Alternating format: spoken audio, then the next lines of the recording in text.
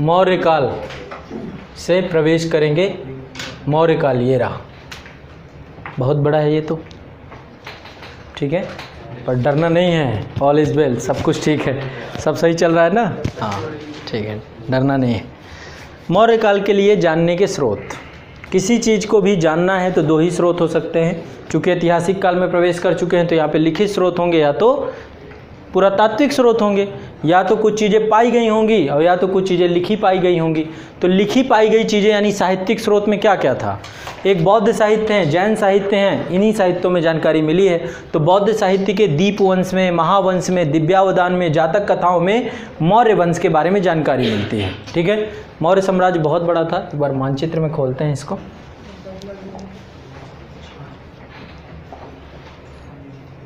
ये है आपका मौर्य एम्पायर, ठीक है। अशोका का अभी देखेंगे, चंद्रगुप्त मौर्य का है, ये है अशोका का, रंग दिया पूरा रंग में, ठीक है। ये सम्राट अशोक का है। देखिए कहाँ से कहाँ थे आप लोग, यही है अखंड भारत। इसी के बारे में बात हो रही है, आप लोग को अभी पता नहीं है, ठीक है। अभी धीरे धीरे धीरे धीरे ये पूरा हिस्सा जो है ये अशोका का टाइम का था, ठीक है। इतने हिस्से को उसने कैप्चर कर रखा था। कहते हैं कि इतिहास में यही एकमात्र शासक था जिसने भारत के सबसे बड़े हिस्से को एकीकृत किया था। इसके सब जगह शिलालेख पाए गए। तो एक एक करके समझते हैं। सबसे पहले इस महापुरुष का, यह है चंद्रगुप्त मौर्य का एम्पायर, 320 BC के टाइम पीरियड की बात है ये, ठीक है। तो अब एक एक करके समझते हैं। तो जो साहित्यिक जानकारी है बौद्ध ग्रंथों से मिलती है, दीपवंश, महावंश, दिव्यावदान, जातक यहाँ से मिलती है। जैन साहित्य था, कल्पसूत्र से जानकारी मौर्य वंश के बारे में मिलती है।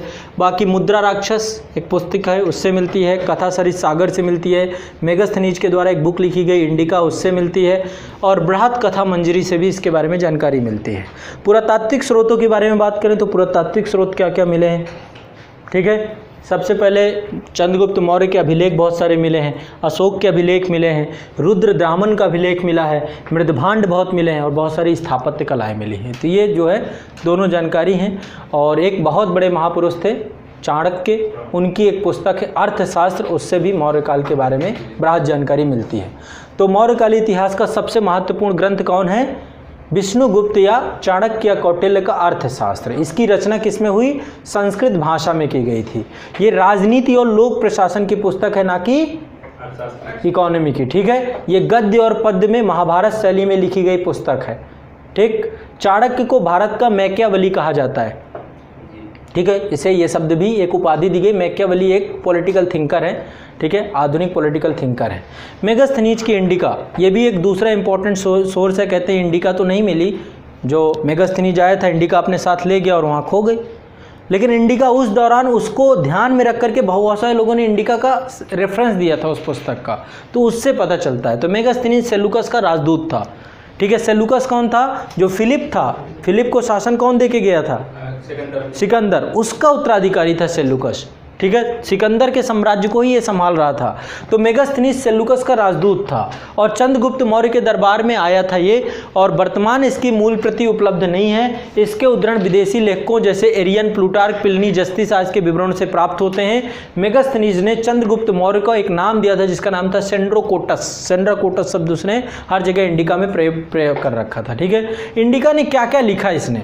इंडिका में इसने 2-2, 3-4 बातें लिखी। पहली बात बोली कि भारत के लोग बहुत संपन्न लोग थे। इस समय चोरी नहीं होती थी, घरों में ताले नहीं लगाए जाते थे, ठीक है। जो उसने देखा, उसने बोला यहाँ अपराध नहीं थे, न्यायालयों की जरूरत नहीं थी। चंद्रगुप्त मौर्य के टाइम पीरियड पे न्यायालयों की जरूरत नहीं थी। भारतीय लोग ब्याज नहीं लेते थे, जो सूद में पैसा देता था, जाओ ले जाओ, दे देना कभी ना कभी, ठीक है। बहुविवाह प्रचलित थे, केवल धनी लोग जो है बहुविवाह करते थे। सती प्रथा का प्रचलन नहीं था। जाति समाज का मूलाधार था, जाति व्यवस्था का पालन करना अनिवार्य हो गया था। दास प्रथा प्रचलित नहीं थी, ये ध्यान रखना है यहाँ पे। इंडिका में ये बात इसने लिखी है कि दास प्रथा का प्रचलन नहीं था।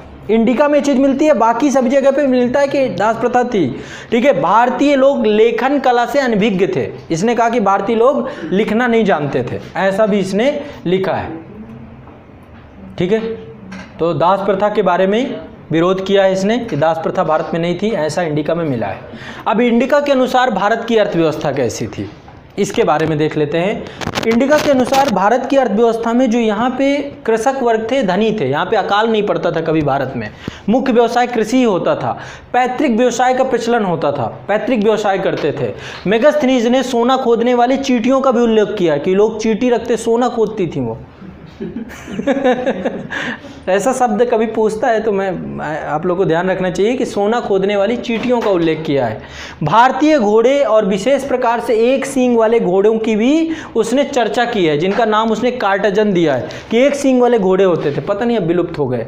उसने एक नदी की भी चर्चा की है जिससे सोना निकलता था, हो सकता है वो स्वर्ण रेखा नदी रही हो, ठीक है, तो ऐसा उसने चर्चा किया है, ठीक है।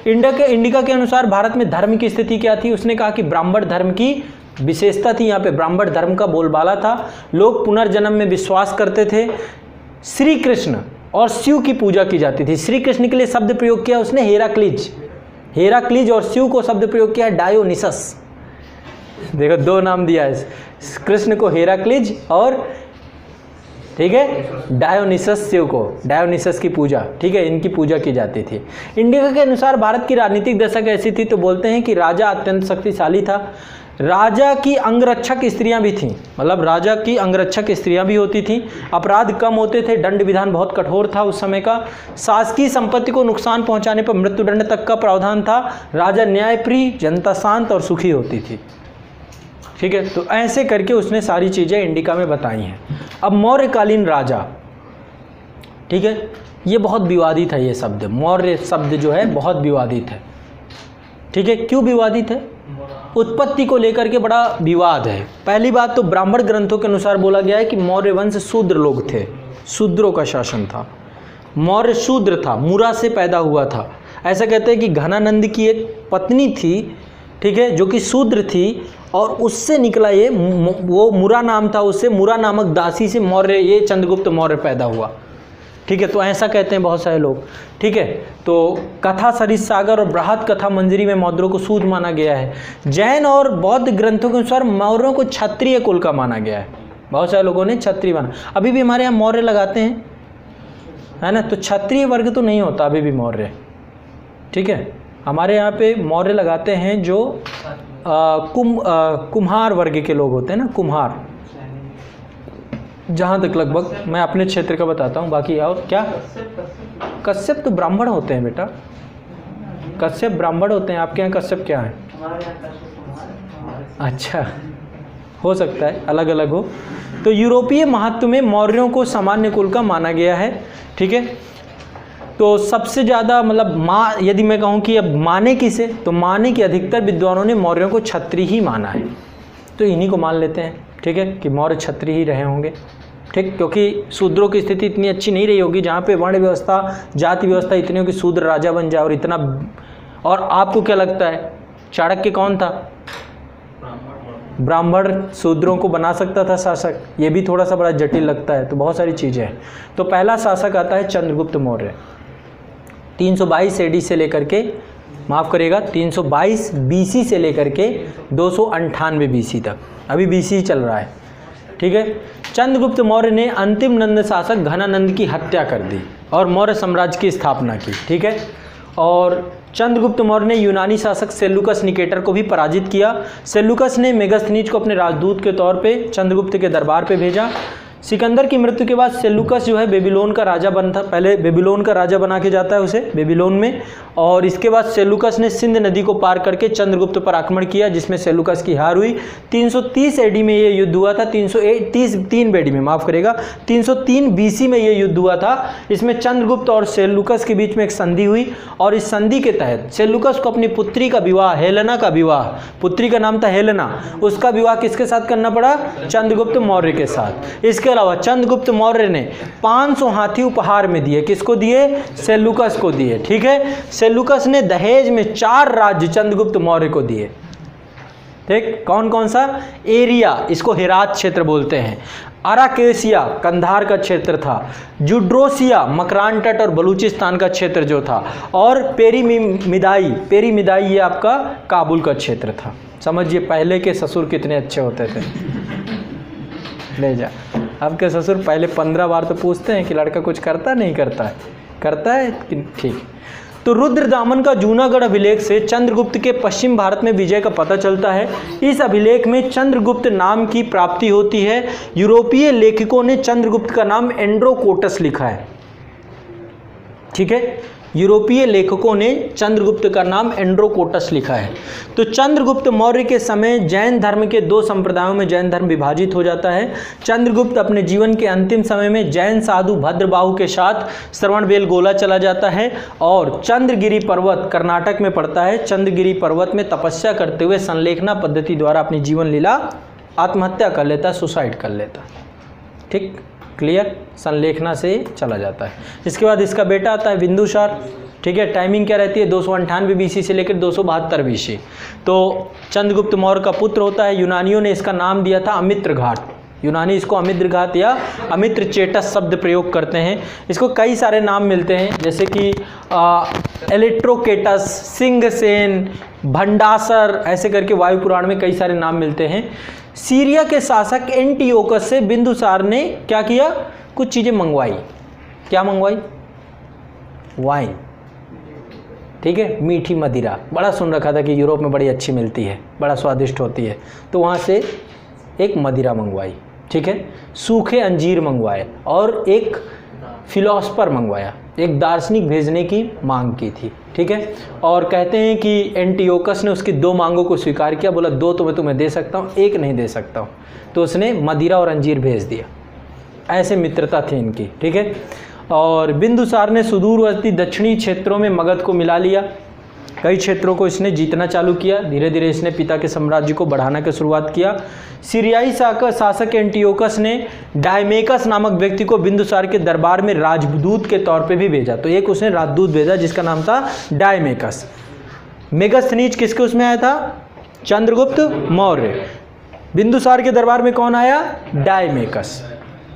ठीक है, और ये किस उससे जुड़ा हुआ था संप्रदाय से? आजीवक संप्रदाय से। ठीक है, आजीवक संप्रदाय से। इसके बाद इसका बेटा आता है अशोका। सम्राट अशोक सबसे इंपॉर्टेंट शासक। कभी भी प्राचीन भारत में आपसे पूछा जाता है कि आपको सबसे अच्छा शासक कौन लगता है, तो आमतौर पे 99% स्टूडेंट अशोक का नाम लेते हैं।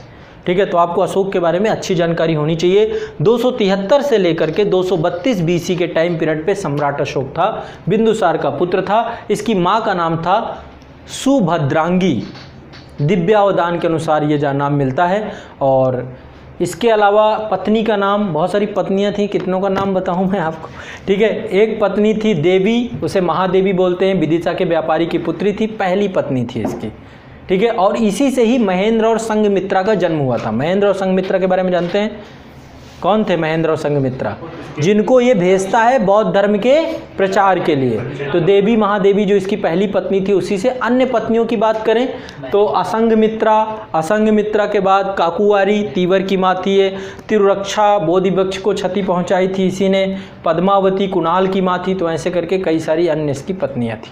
ठीक, बहुविवाह प्रथा चल रही थी, जो पैसे वाले होते थे वो करते थे। तो बौद्ध ग्रंथ में अशोक के दो पुत्र जो है महेंद्र और कुणाल, और दो पुत्रियां संघमित्रा और चारुमती का उल्लेख मिलता है। ठीक है, पहला है क्या हो रहा है? किसको चेक करा रहे थे?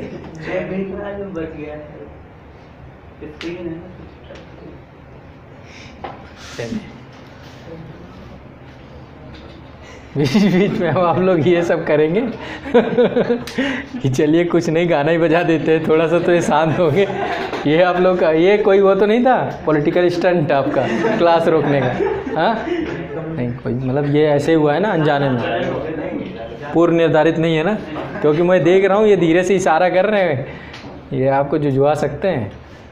दीपक जी के चक्कर में मत रहिएगा, नहीं गोल्ड मेडल लेने से रखवा देंगे आपको। चलिए ठीक है, आगे बढ़ते हैं नेक्स्ट।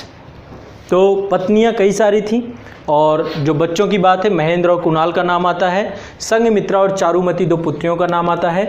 राज्याभिषेक की बात करें तो कहते हैं कि जब बिंदुसार मर रहा था तो वो अपने बेटे सुसुम को राजा बनाना चाहता था। ठीक है, लेकिन कहते हैं कि अशोक ने अपने 99 भाइयों की हत्या की और इसके बाद राजा बना। एक करके एक को काटता चला गया और एक उस समय मंत्री था, राधा गुप्त की सहायता से उसने जो है वो राजा बना। ऐसा उसके ऊपर विरोध किया जाता है, ऐसा उसको लगाया जाता है कि इतना ज़्यादा क्रूर था ये, ठीक है, क्योंकि बाद में जाके उसने पूरा एक धम्म प्रतिपादित किया वो सारी चीज़ें। तो ऐसा कई जगह पे मिलता है। बौद्ध ग्रंथ दीपवंश और महावंश में अशोक ने अपने 99 भाइयों को मारा और फिर जाके बैठा, ऐसी जानकारी मिलती है। उसे भ्रात्य हत्या बोलते, हत्यारा बोलते हैं, ठीक है। राज्यरोहण के पूर्व अशोक जो है उज्जैन, अवंती व तक्षशिला का प्रांतीय शासक था। पिता ने उसे उज्जैन और तक्षशिला का क्षेत्र दे रखा था, ठीक है। जब अशोक शासन में बैठता है, बैठने के बाद फिर एक के बाद एक, ये ऐसे नहीं बना, खूब सारे अभियान करता है, बैक टू बैक अभियान करता है। अब ध्यान से सुनिएगा क्या क्या करता है। सिर्फ कितना छोड़ा उसने, इतना छोड़ा, ये देखिए नीचे चोल दिख रहा होगा आपको, ये छोड़ा चोल, पांडे और ये जो आपका, बाकी उसने नॉर्थ ईस्ट का थोड़ा सा हिस्सा छोड़ा। तो उसने छोड़ा क्या? चोल, पांड्य, सत्यपुत्र, केरल पुत्र, ताम्रपर्णी, ताम्रपर्णी बोलते थे आपके श्रीलंका को, ठीक है, को छोड़कर अशोक का साम्राज्य संपूर्ण भारतवर्ष में था। द्वितीय शिलालेख में उसके पता चलता है, ठीक। अशोक के समकालीन यहाँ का जो श्रीलंका का शासक था उसका नाम था तिस्स यहाँ का शासक था। अशोक के 5 यवन राजाओं के साथ मैत्रीपूर्ण संबंध थे। पहला था एंटियोकस, सीरिया का शासक था। दूसरा तुर्मय, मिस्र का शासक था, उससे अच्छे संबंध थे, ठीक है। एनिकिनी, ये मैसेडोनिया का शासक था, एनिकिनी। इसके बाद एक था मेगारस, ये साइरीन का शासक था। और अलेक्सुंदर, अलेक्जेंडर एपाइरस, ये एपिरीज का शासक था। तो ऐसे जो आसपास के विदेशी संबंध भी इसने कई जगह से बना रखे थे। और 13वें शिलालेख में इसके पता चलता है कि जब अशोक अपने राज्याभिषेक के 8 वर्ष उसके पूरे होते हैं तो वो अपने पड़ोस में कलिंग पर आक्रमण करता है, जो उसके जीवन का एक सबसे महत्वपूर्ण जो है। तो कलिंग पे वो आक्रमण, विजय प्राप्त करता है, जीतता है कलिंग को। लेकिन कलिंग के समय वहाँ का राजा था नंद राजवंश, नंदराज था वहाँ का शासक। ये खारवेल के हाथी गुफा लेख से पता चलता है। अशोक ने कश्मीर, श्रीनगर, नेपाल, देवपत्तन नामक नगर बसाए। कई सारे नगर भी उसने बसाए हैं। ये कल्हड़ की रजत तरंगिनी में पता चलता है कि कश्मीर में जो श्रीनगर है, श्रीनगर अशोक ने बसाया है। नेपाल में देवपत्तन नामक नगर भी अशोक ने बसाया है। अशोक ने कश्मीर, नेपाल, अफगानिस्तान, बंगाल, कर्नाटक, आंध्र प्रदेश वाले क्षेत्र को भी सबको शामिल कर रखा था अपने साम्राज्य में, ठीक है। लेकिन जब कलिंग का युद्ध हुआ तो कलिंग के भीषण युद्ध में नरसंहार को देखकर अशोक विचलित हो गया, ठीक है। जब उसने देखा कि उसके कहते लाखों लोग मरे थे उस युद्ध में, और जब अपने आसपास लाशें ही लाशें देखी उसने, तो उसके बाद उसका मन विचलित हो गया। उसने शस्त्र का त्याग कर दिया, बौद्ध धर्म को स्वीकार कर लिया। पहले वो ब्राह्मण मतानुयायी होता था, अब बौद्ध धर्म का उसने ग्रहण कर लिया, ठीक है। और अपने शासनादेशों को उसने शिलालेखों पर क्या किया? खुदवाना चालू किया, बड़े बड़े शिलालेख। तो धार्मिक दृष्टिकोण से पहले वो ब्राह्मण मतानुयायी था। दिव्यावदान के अनुसार देखा जाए तो उपगुप्त ने अशोक को बौद्ध धर्म से दीक्षित किया। पहले उपगुप्त एक बौद्ध भिक्षु थे, उनके द्वारा ही बौद्ध धर्म में दीक्षित किया गया। अशोक ने महात्मा बुद्ध के चरण चिन्हों को पवित्र स्थानों पर जहाँ जहाँ पर भी महात्मा बुद्धा थे वहाँ वहाँ अशोक गया, उनके स्थानों पर गया, ठीक है। उनकी पूजा की। और इस यात्रा क्रम में पहले बोध गया वो, जहाँ पे उनको ज्ञान प्राप्त हुआ था, फिर कुशीनगर गया, फिर लुम्बिनी गया, फिर कपिलवस्तु गया, फिर सारनाथ गया, फिर श्रावस्ती गया। इन सभी स्थानों पर वो पहुँचा, वहाँ जा कर के उसकी यात्रा की। यात्रा करने के बाद फिर अपनी धार्मिक यात्रा के दौरान उसने लुम्बिनी पर धार्मिक करों को समाप्त कर दिया। बलि एक प्रकार का धार्मिक कर होता था, बलि एक टैक्स था, उसको लुम्बिनी को उसने टैक्स फ्री कर दिया। ये क्वेश्चन पूछा गया है, ध्यान रखिएगा। धार्मिक यात्रा के दौरान लुम्बिनी में उसने बलि धार्मिक कर को क्या कर दिया? समाप्त कर दिया। बलि कितना? और जो भूमि कर था, जो लैंड पे जो टैक्स होता था उसे 1/8 कर दिया, कम कर दिया उसे, 1/6 से 1/8 कर दिया, ठीक है। तो धार्मिक रूप से सहिष्णु व्यक्ति बन गया ये, ठीक। फिर इसने क्या किया? अशोक ने एक धम्म का प्रतिपादन किया अपने। ये धम्म कोई धर्म नहीं है, ये भी आपका मानव जीवन के जीने के लिए ही बनाया गया है। तो पाली को, धर्म को पाली भाषा में धम्म कहा जाता है, ठीक है। अशोक ने धम्म को परिभाषा राहुल वाससूत्र से ली गई है। स्वनियंत्रण धम्म नीति का मुख्य सिद्धांत है, यानी व्यक्ति को स्वनियंत्रित होना चाहिए, इसका जो है उसे क्या करना चाहिए, स्वनियंत्रण अशोक की धम्म नीति का मुख्य सिद्धांत बना। अशोक के अलावा साली शुक ने धम्म का अनुसरण किया। धम्म की व्याख्या करते हुए अशोक ने कहा कि उसने अपने दूसरे और 7वें स्तंभ लेखों में धम्म की व्याख्या की है। उसके अनुसार धम्म का मतलब है मानवता, ठीक है, साधुता, कल्याणकारी रूप से कार्य करना, पाप रहित होना, मृदुता, दूसरों के साथ अच्छा व्यवहार करना, दान करना, दया करना, सुचिता रखना, जीव हत्या ना करना, माता पिता व बड़ों की आज्ञा मानना, गुरुजन के प्रति आदर का भाव रखना, सभी के प्रति उचित व्यवहार करना आदि धम्म के अंतर्गत आता है। ठीक है, ये सब उसने धम्म के अंतर्गत बताया कि धम्म क्या है। धम्म प्रचार के लिए उसने बहुत सारे लोगों को भेजा। ठीक है, अपने पहले तो उसने अपने पुत्र और पुत्री को भेजा, महेंद्र और संघमित्रा को कहाँ भेज दिया, श्रीलंका भेज दिया। इसके अलावा महारक्षित को यूनान भेजा, महाधर्म रक्षित को महाराष्ट्र भेजा, महादेव को मैसूर भेजा, मध्यांतिक को कश्मीर और गंधार वाले क्षेत्र में भेजा। ठीक है, तो यहाँ पर ध्यान रखिएगा, अशोक व्यक्तिगत रूप से बौद्ध धर्म से जुड़ा हुआ था, परंतु उसका धम्म बौद्ध धर्म से भिन्न था। बौद्ध धर्म और अशोक का धम्म अलग अलग चीज़ है। अशोक 4 आर्य सत्य, अष्टांगिक मार्ग, निर्वाण में विश्वास नहीं करता था, 4 आर्य सत्यों में विश्वास नहीं करता था जो बौद्ध धर्म से जुड़े हुए थे। अशोक के धम्म में क्या था, जो बातें मैंने आपको बताई, क्या क्या था उसके, उसमें साधुता, बहुत से कल्याणकारी कार्य करना, पाप रहित होना, दूसरों के प्रति व्यवहार करना, दान दया करना, सुचिता रखना, जीव हिंसा ना करना, माता पिता बड़ों की आज्ञा मानना, गुरुजन का आदर करना, सभी के प्रति उचित व्यवहार करना, ये था उसका धम्म। ना कि वो बौद्ध धर्म को मानता था, बौद्ध धर्म से और व्यक्तिगत रूप से वो मानता था, लेकिन उसका धम्म अलग चीज़ है, वो जीवन जीने का तरीका है, मानवता से जुड़ा हुआ है। ठीक है, तो अशोक का धर्म मानव धर्म था, ना कि बौद्ध धर्म। ये ध्यान रखिएगा, स्पष्ट रखिएगा, अशोक का धर्म बौद्ध धर्म नहीं है, बौद्ध धर्म से अलग है। क्लियर।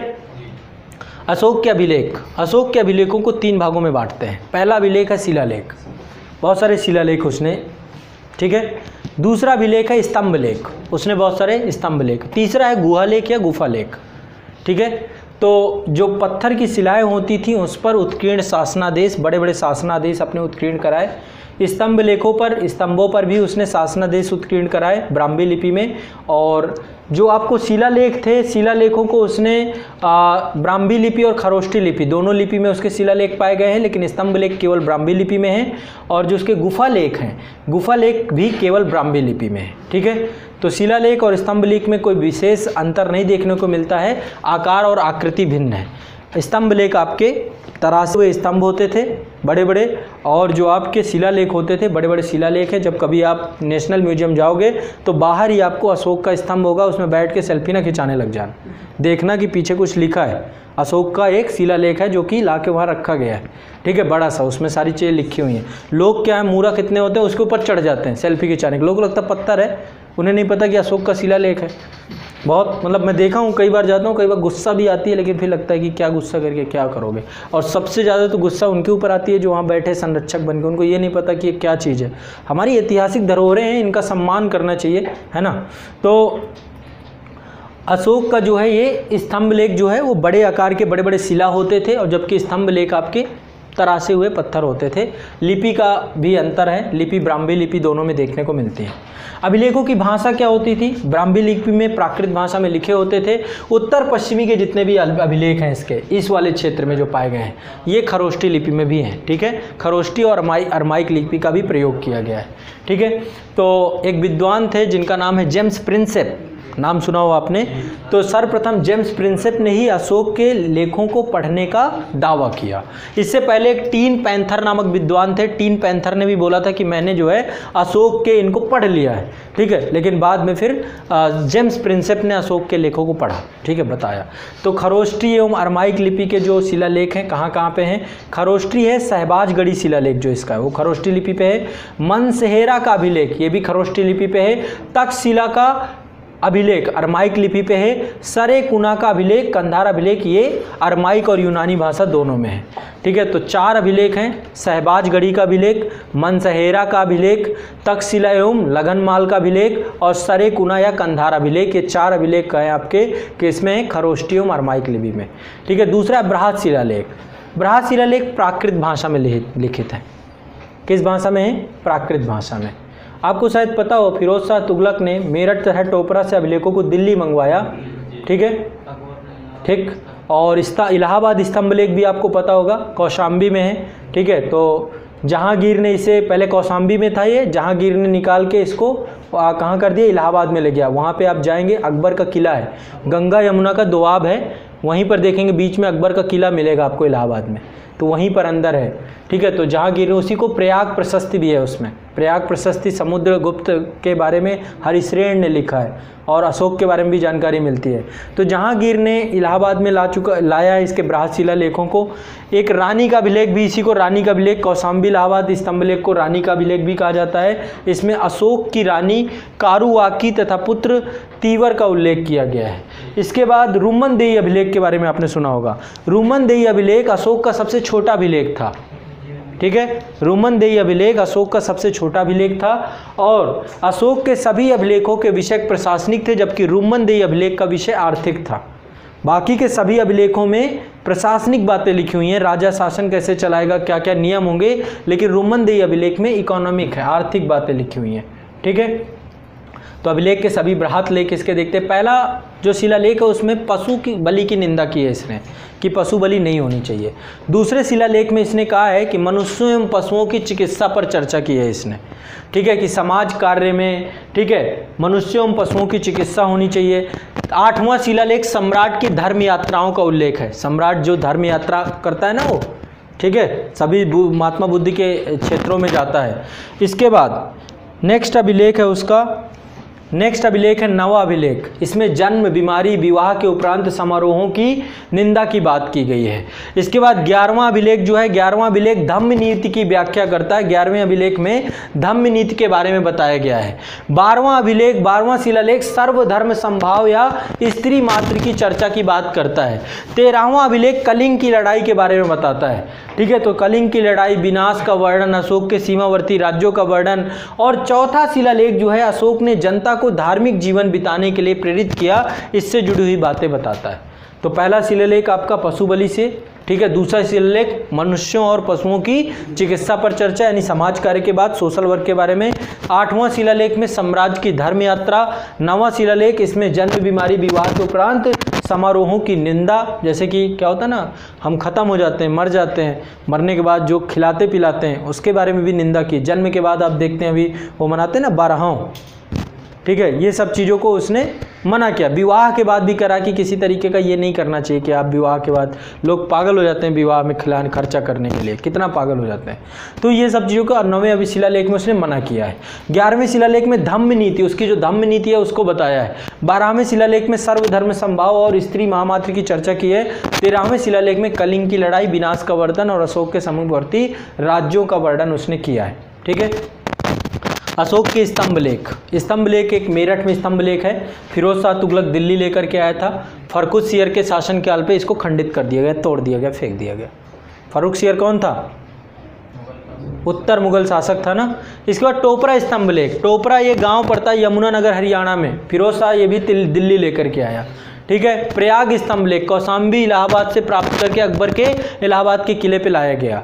ठीक है। इसके बाद लौरिया नंदनगढ़ स्तंभलेख चंपारण जिला बिहार से प्राप्त किया गया। ठीक है। मयूर का चित्र अंकित है इसमें लौरिया नंदनगढ़ स्तंभलेख में। इसके बाद रामपुरवा स्तंभलेख, इसमें 2 स्तंभलेख प्राप्त हैं। एक स्तंभलेख लेखा विहीन है, लेखा युक्त स्तंभ पर सिंह की आकृति उत्कीर्ण है। वर्तमान में यह राष्ट्रपति भवन में स्थापित है। राष्ट्रपति भवन में देखा है, जैसे आप जाओगे यहाँ से नॉर्थ ब्लॉक साउथ ब्लॉक से सीधा जाओगे तो आपको देखेंगे बीच में एक स्तंभ लगा हुआ है, वो रामपुरवा स्तंभलेख की 2 स्तंभलेख प्राप्त थे। एक स्तंभलेख जो है वो लेखा विहीन है और एक में लेखा युक्त है, उसमें सिंह की आकृति है ऊपर। तो जो लेखा युक्त वाला है वो राष्ट्रपति भवन में लगा दिया गया है। कहाँ से मिला है? रामपुरवा से। ठीक है। लेखा विहीन स्तंभ में बैल की आकृति है। ठीक है। जो जिसमें कुछ नहीं लिखा, बिल्कुल सपाट है, वो कहाँ है, उसमें बैल की आकृति है। और जो लेखा युक्त था उसमें किसकी थी, सिंह की आकृति, सिंह की आकृति वाला राष्ट्रपति भवन में, ठीक है। इसके बाद रुम्मनदेही स्तंभलेख, रुम्मनदेही स्तंभलेख सबसे छोटा स्तंभलेख है। इसमें मैंने आपको बताया कि इसमें आर्थिक विषय है और बुद्ध के जन्म किस स्थान पे हुआ इसके बारे में भी पता किससे चलता है, रुम्मनदेही, ठीक है, अभिलेख से। सांची स्तंभलेख रायसेन मध्य प्रदेश से प्राप्त किया गया। सारनाथ स्तंभलेख वाराणसी उत्तर प्रदेश से प्राप्त किया गया। रानी का अभिलेख कौशाम्बी स्तंभलेख इलाहाबाद उत्तर प्रदेश से प्राप्त किया गया। अशोक की रानी करुआकी पुत्र लीवर का, उसमें तीवर का उल्लेख है, ठीक है। अब इसके बाद ये तो हो गए आपके दो चीज़ें हो गई, एक बृहद शिलालेख, दूसरे स्तंभलेख। अब तीसरी है लघु शिलालेख। लघु शिलालेख इसके रूपनाथ जबलपुर से प्राप्त होता है, गुर्जरा दतिया से प्राप्त होता है, भब्रू बैराट जयपुर से प्राप्त होता है, मास्की रायचूर कर्नाटक से प्राप्त होता है, ब्रह्मगिरी चित्तलगुर कर्नाटक से प्राप्त होता है, एर्रेगुड़ी कर्नूल आंध्र प्रदेश से प्राप्त होता है, और आपका अहरौरा मिर्जापुर उत्तर प्रदेश से प्राप्त होता है। तो 6-7 जगह हैं जहाँ पे लघु शिलालेख प्राप्त होते हैं, ठीक है। अशोक के उत्तराधिकारियों की बात करें तो कुणाल, ठीक है, इसका बेटा ही था। फिर इसके बाद दशरथ आता है। दशरथ जो है इसी का, कुणाल का बेटा था दशरथ, और दशरथ राजा बनता है। इसके बाद संप्रति आता है। संप्रति ये कहते हैं कि ज़्यादा योग्य था, जैन मतावलंबी था। इसकी 2 राजधानियाँ थी, एक राजधानी इसने पाटलिपुत्र रखी, दूसरी उज्जैनी बना दी। इसके बाद चंद्रगुप्त मौर्य की तरह संलेखना पद्धति से ये भी मृत्यु को चला जाता है। कौन, संप्रति, संप्रति भी संलेखना पद्धति से निपट जाता है। फिर सालिसूक आता है। सालिसूक संप्रति के बाद शासक बनता है। इसके समय में यवनों ने एंटियोकस के नेतृत्व में हमला कर दिया। फिर इसके बाद देवबर्मा और बृहदत्त अंतिम शासक आता है। देवबर्मा को ही बृहदत्त बोलते थे, मौर्य काल का अंतिम शासक होता है। बृहदत्त के सेनापति पुष्यमित्र शुंग थे, उसने हत्या कर दी और मौर्य वंश का समापन शुंग वंश की नींव रखी। आपको क्या लगता है, मौर्य समाप्त हो गए? अभी तो मौर्य का राजनीतिक जीवन आपने समझा। अब पतन कैसे हो गया, इतना बड़ा साम्राज्य अचानक से समाप्त कैसे हो गया, कैसे शुंग वंश आ गया, कैसे क्या आ गया? तो वही होता है, ठीक है। सबसे पहली चीज़ अशोक की शांति प्रियता और अहिंसा की नीति। हेमचंद्र राय चौधरी कहते हैं कि अशोक ने जो शांति की नीति करी, ये कि ये आगे के लोग समझ नहीं पाए और बहुत सारे लोगों ने सम्राट अशोक को कमज़ोर मान लिया, ठीक है। दूसरी, कुछ लोग कहते हैं कि जो ये धार्मिक नीति अशोक ने धम्म चालू किया तो ब्राह्मणवाद इसके खिलाफ खड़ा हो गया और ब्राह्मणों ने प्रतिक्रिया कर दी। पुष्यमित्र शुंग कौन था? ब्राह्मण ही था, जो शुंग वंश का संस्थापक था, जिसने मौर्य वंश समाप्त किया। तो कुछ लोग ये भी कहते हैं। कुछ लोग कहते हैं अयोग्य और निर्मल उत्तराधिकारी थे, उत्तराधिकारी ही अच्छे नहीं मिले। ये तो सबसे बड़ी बात होती है। कांग्रेस के साथ अभी वर्तमान में यही हो रहा है ना, आप लोग देख रहे हैं। मुझे लग नहीं रहा कि उसमें उत्तराधिकारी आगे चल के होगा भी कोई, क्योंकि उत्तराधिकारी के लिए विवाह करना पड़ता है, उससे तो अभी बहुत दूर दूर है वो, ठीक है। इसके बाद राष्ट्रीय चेतना का अभाव। मैं तो कह रहा हूँ गोद ही ले लें किसी को, मुझे को बताएं, मैं ही ले लें गोद, बढ़िया। इससे बढ़िया क्या है, बना बनाया साम्राज्य है अच्छा खासा, किसी का तो भला करें। वीडियो, हाँ, फॉर्म नहीं निकलवाइएगा, ये वीडियो को टैग करके भेजिएगा आप लोग, इतना कटिंग करके, ठीक है। अयोग्य और निर्मल उत्तराधिकारी। इसके अलावा कहते हैं राष्ट्रीय चेतना का भी अभाव था। लोग जो है यहाँ पे जो एक तरीके से इतना बड़ा राष्ट्र इसने बना तो दिया, लेकिन बनाने के बाद राष्ट्रीय चेतना नहीं रही लोगों में, तो एकजुट नहीं रह पाए, एक कारण ये भी है, ठीक है। इसके बाद जो है प्रांतीय शासकों के अत्याचार एवं करों की अधिकता हो गई, बहुत ज़्यादा टैक्स बढ़ गया और प्रांतीय शासकों का अत्याचार बढ़ गया। जो जगह जगह पे प्रांत थे वहाँ पे शासकों का अत्याचार बढ़ गया। इसके अलावा मौर्यों के अत्याचारों से विदेशी विचारों के विरुद्ध पुष्यमित्र संघ द्वारा राज्य में क्रांति कर दी गई। ऐसा बोला है निहार रंजन राय के द्वारा कि मौर्यों के अत्याचार से विदेशी विचारों को ध्यान में रख करके पुष्यमित्र संघ द्वारा राज्य में क्रांति कर दी गई और ये हो गया, ठीक है। तो इस तरीके से पतन के कई सारे कारण बताए जाते हैं। अब मौर्यकालीन प्रशासन की बात करते हैं कि मौर्यकालीन प्रशासन कैसा था। प्रशासन में बिल्कुल केंद्रित शासन था, जैसे वर्तमान में है। वर्तमान में एक आदमी या मुश्किल से 2 आदमी शासन चला रहे हैं पूरे देश का, वैसे ही था, ठीक है। सबसे सेंट्रल में राजा था, प्रशासन का केंद्र बिंदु था। कार्यपालिका, विधायिका, न्यायपालिका का प्रमुख यही होता था। अभी भी कुछ ऐसा ही है क्या? कार्यपालिका, विधायिका, न्यायपालिका, 3 संस्थाएं अलग अलग दिखती हैं, लेकिन लगता है कई बार कि लग रहा है कि भाई कार्यपालिका का प्रमुख तो वही दिखता है, ठीक है। विधायिका में भी यही लगता है, कोई भी बिल आता है पारित हो जाता है, विधायिका में भी कोई चर्चा। और न्यायपालिका को भी देखिए, वो भी एक ही पक्ष में निर्णय सुनाए पड़ी है, ठीक है। तो मौर्यकालीन में सब कुछ राजा ही होता था। इसके अलावा प्रांतों की स्थिति, प्रांतों में भी मतलब प्रांतपति होते थे, राज परिवार के सदस्य होते थे, राजा द्वारा नियंत्रित होते थे। जितने भी परिवार के अन्य सदस्य होते थे सबको प्रांतपति बना देता था, ठीक है। प्रांतों का अधिकारी बना देता था, गवर्नर बना देता था। तो केंद्र जो था वो प्रांतों में विभाजित था, ठीक है। मंडल भी होता था, प्रांतों को मंडल में विभाजित कर रखा था। मंडलों का सर्वोच्च अधिकारी महामात्य कहलाता था और मंडलों को जिलों में बांट रखा था। जिले का सर्वोच्च अधिकारी विषयपति होता था।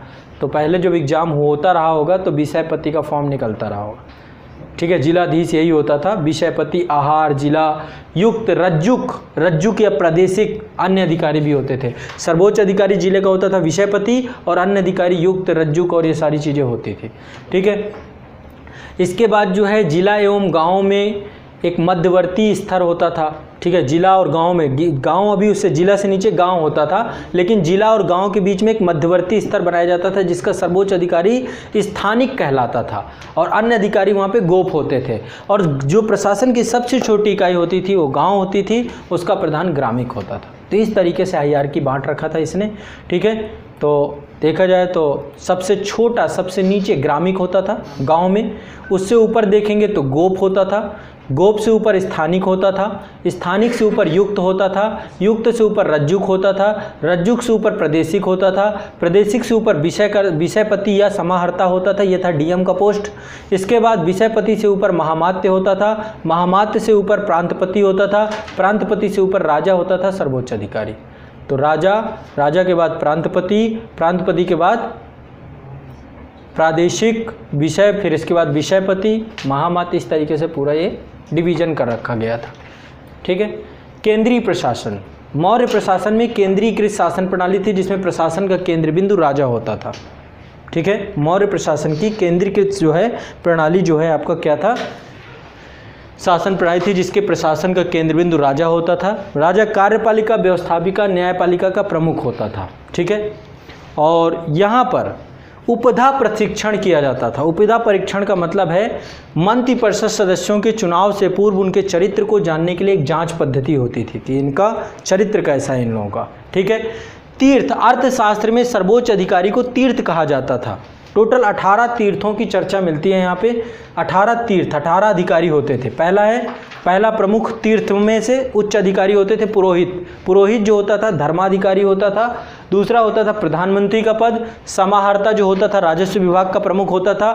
सन्निधाता जो है राजकीय कोषाध्यक्ष होता था। प्रदेष्टा फौजदारी न्यायालय का न्यायाधीश होता था। व्यवहारिक जो होता था दीवानी न्यायालय का न्यायाधीश होता था। दंडपाल जो होता था सेना की सामग्री जुटाने वाला व्यक्ति होता था। नागर का प्रमुख अधिकारी होता था। दैवारिक राजमहलों का देखरेख करने वाला प्रधान अधिकारी था।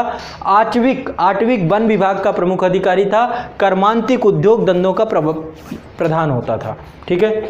अर्थशास्त्र के चर्चित अध्यक्षों की बात करें कि किस विभाग का कौन सा अध्यक्ष होता था, तो पण्य वाणिज्य विभाग का अध्यक्ष होता था। सुराध्यक्ष आबकारी विभाग का अध्यक्ष होता था। सीताध्यक्ष राजकीय भूमि का अध्यक्ष होता था। लक्षणाध्यक्ष टकसाल का अध्यक्ष होता था। कोषाध्यक्ष राजकोष खजाने का अध्यक्ष होता था। अकराध्यक्ष खानों का अध्यक्ष होता था। अक्षपटलाध्यक्ष महालेखाकार होता था।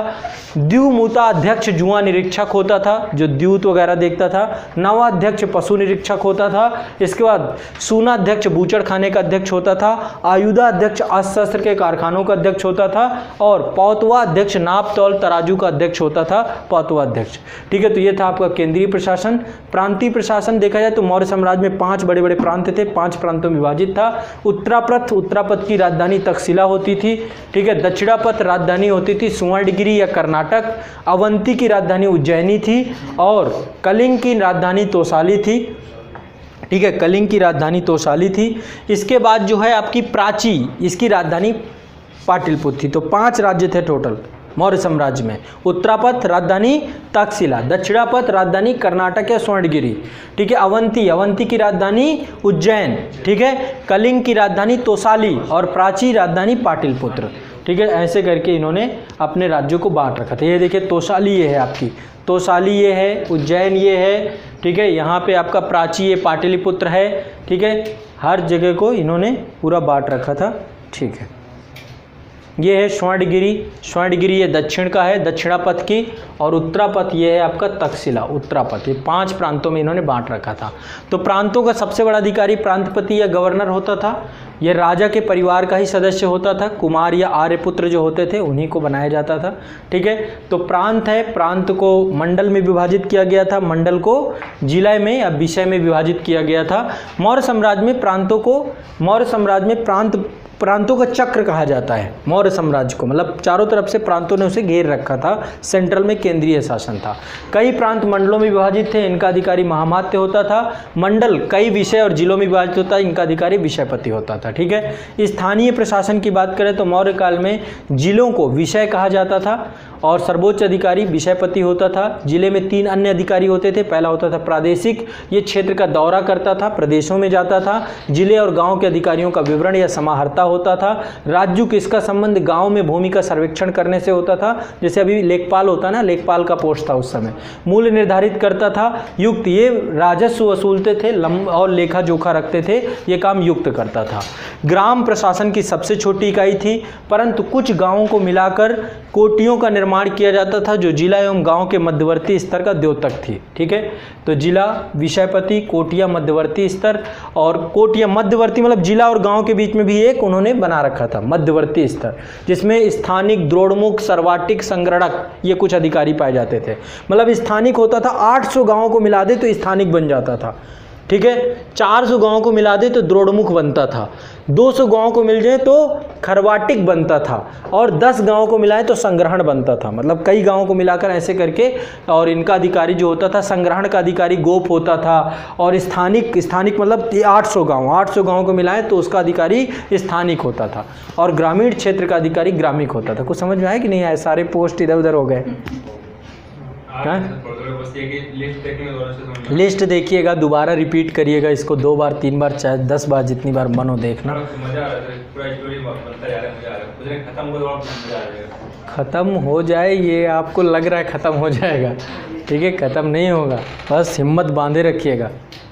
ठीक है, हिम्मत नहीं तोड़ने देना है आज। आपको देख के हिम्मत बढ़ जाती है। हाँ, बैठे बैठे पढ़ रहे हैं आप तो इतना राउंड लगा। अरे कोई नहीं, राउंड लगा ये मना कर रही है बार बार, इसको उतार के रख देते हैं। इसके हिसाब से बहुत सारे हो गए। अब ये काउंट करती रहती है ना, चलते चलते मना कर रही है कि बैठ जाओ भाई, बैठने का टाइम हो गया। ठीक है, ये बताती है बैठना कब है, खड़ा कब होना, सांस कब लेनी है, तो अब ये परेशान हो चुकी है।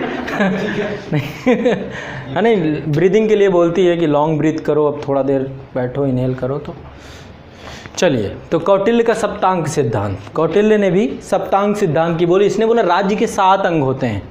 कौटिल्य ने कहा कि राज्य के 7 अंग होते हैं। राज्य का सिर जो होता है वो राजा होता है। ठीक है, आंख मंत्री होते हैं, किसी भी राजा के आंख मंत्री होते हैं, उसके कान उसके मित्र होते हैं। जितने अच्छे मित्र होंगे उसके कान होंगे। मुख क्या होता है? मुख होता है कर या कोष, जितना बड़ा कोष होगा वो उसका मुख होगा। सेना उसका मस्तिष्क होती है, जितनी बड़ी सेना होगी उतना अच्छा सोच पाएगा। राज्य जो होते हैं उसके, प्रांत जो होते हैं उसके जांग होते हैं, और बाहें उसकी दुर्ग होते हैं। जितने अच्छे दुर्ग बना लेगा, किले बना लेगा, उतनी अच्छी उसकी बाहें हो जाएंगी, भुजाएं हो जाएंगी। ठीक है, तो ऐसा सप्तांग सिद्धांत, एक राजा को, एक राज्य के लिए उसके 7 सिद्धांत बहुत अच्छे होने चाहिए। राजा यानी कि उसका सिर, शरीर से उसको पूरा उन्होंने कर दिया। राजा, मंत्री, मित्र, कर, कोष, सेना, राज्य और दुर्ग, 7 चीज़ों के बारे में चाणक्य ने बताया।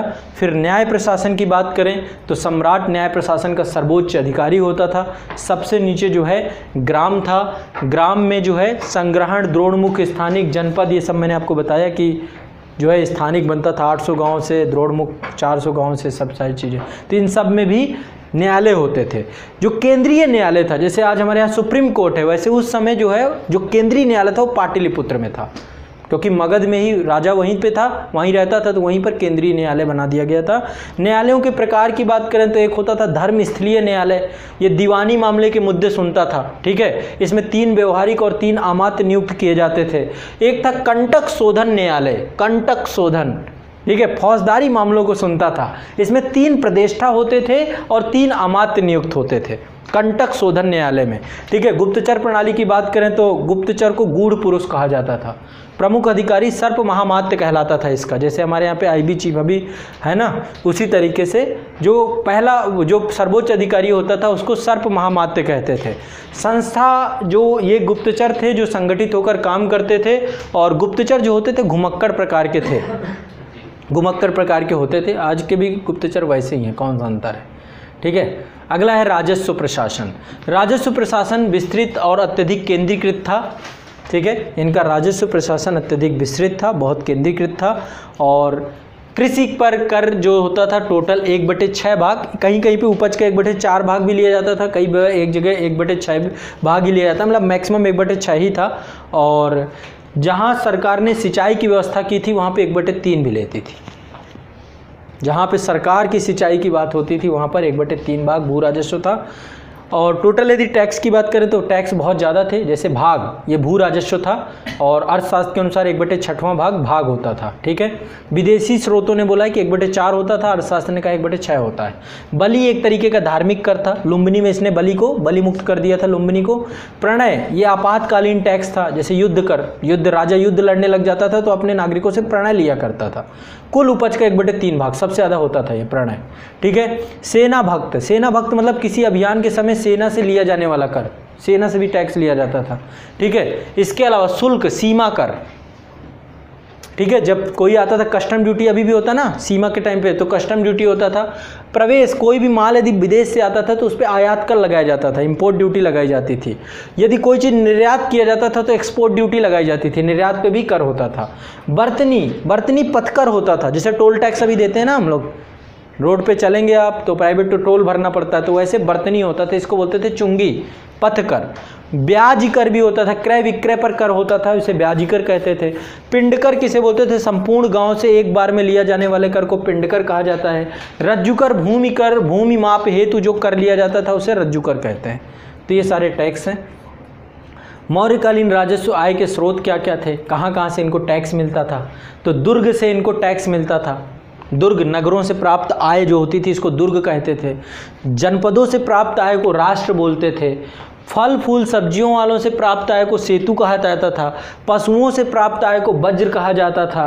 राजकीय भूमि से आय प्राप्त को सीता कहा जाता था, जो राजकीय भूमि से आय मिलती थी सीता कहते थे। सिंचाई कर को उदक भाग बोला जाता था, और नगद राजस्व जो मिलता था उसे हिरण्य कहते थे। ठीक है, तो मौर्यकालीन में जो राजस्व था, आय था, उसके कई सारे नाम रखे गए थे। क्लियर है। मौर्यकालीन अर्थव्यवस्था की बात करें तो एग्रीकल्चर सबसे इम्पॉर्टेंट था। ठीक है, और सबसे बड़ी संख्या में शूद्रों को कृषि कार्य में लगाया जाता था, शूद्रों को कृषि कार्य में लगाया जाता था। कृषि कार्य में अत्यधिक वृद्धि, मजदूरों की आवश्यकता होती थी, इसलिए दासों को भी लगाया जाता था। राजकीय भूमि को सीता कहा जाता था, ये बहुत उपजाऊ होती थी। राज्य की ओर से सिंचाई की व्यवस्था की जाती थी और इसे सेतुबंध कहा जाता था। जहाँ जहाँ पे सिंचाई की व्यवस्था होती थी उसे सेतुबंध कहते थे।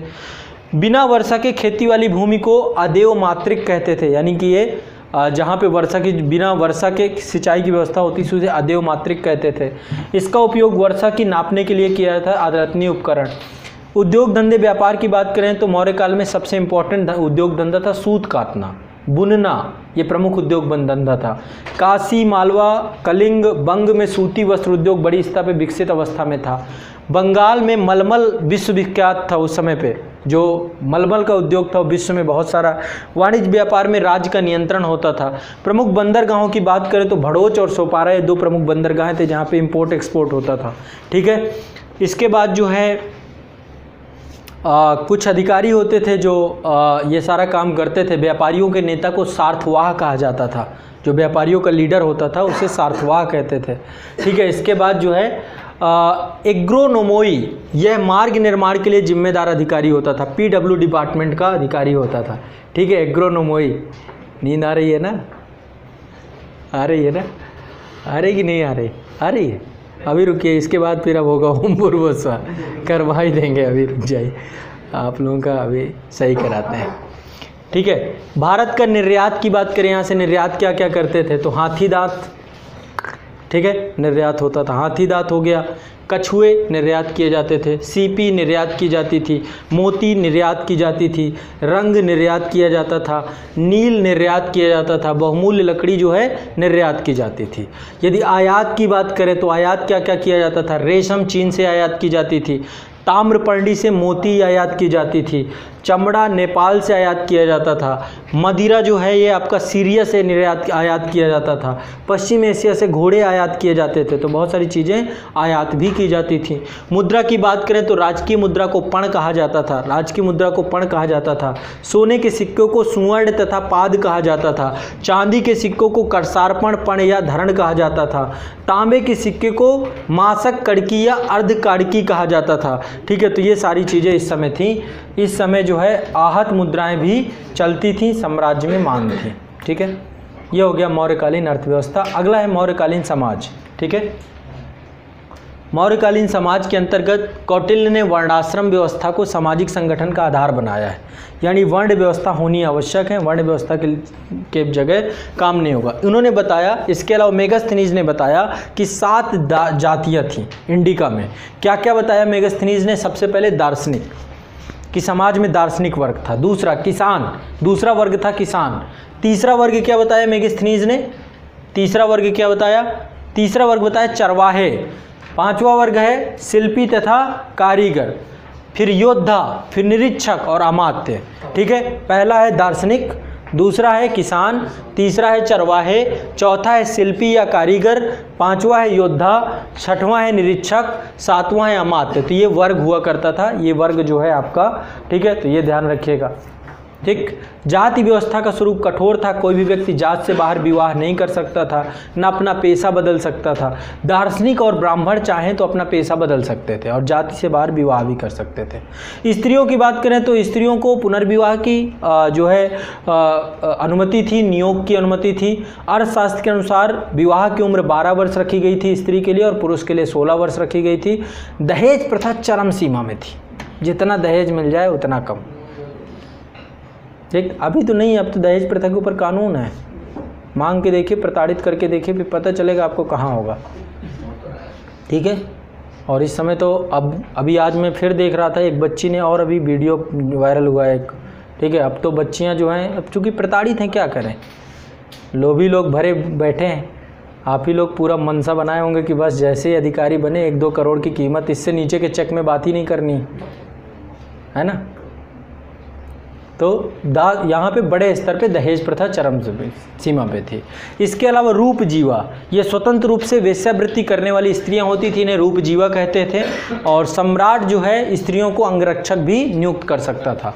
दास प्रथा की बात करें तो मेगास्थनीज ने भारत में दास प्रथा नहीं बताया था कि दास प्रथा नहीं थी, परंतु बौद्ध साहित्य, कौटिल्य के अर्थशास्त्र, अशोक के अभिलेखों में दास प्रथा के प्रचलन की बात को स्वीकार किया गया था। अर्थशास्त्र में 9 प्रकार के दासों का उल्लेख किया गया था। अर्थशास्त्र में बोला गया कि कृषि कार्य के लिए दास, कारखानों के लिए दास, खदानों के लिए दास, यहाँ पे सब जगह दास काम करते थे। महिला दास भी घर के कार्यों को करती थी, महिला दास भी होते थे, सेवा काम करना होता था, ये सारी चीज़ें उनका काम होता था। ठीक है, शिक्षा केंद्र की बात करें तो मौर्य काल में शिक्षा केंद्र में तक्षशिला एक शिक्षा केंद्र था। उज्जैन और वाराणसी मौर्य काल में प्रमुख शिक्षा केंद्र थे। शूद्रों की स्थिति की बात करें तो शूद्रों के उत्थान प्रारंभ होता है इस समय में। पुराणों में शूद्रों को अनार्य माना गया है, परंतु कौटिल्य ने अर्थशास्त्र में शूद्रों को आर्य माना है और मलेच्छों से भिन्न माना है। मौर्य काल में शूद्रों को कृषि कार्यों में शामिल किया गया। मुख्यतः कृषि कार्यों में अत्यधिक विस्तार और कृषिगत मजदूरों की आवश्यकता हो रही थी, इस कारण से इनको माना गया। इसके हिसाब से मौर्य काल समाप्त हो गया, कंप्लीट। गायत्री मंत्र हो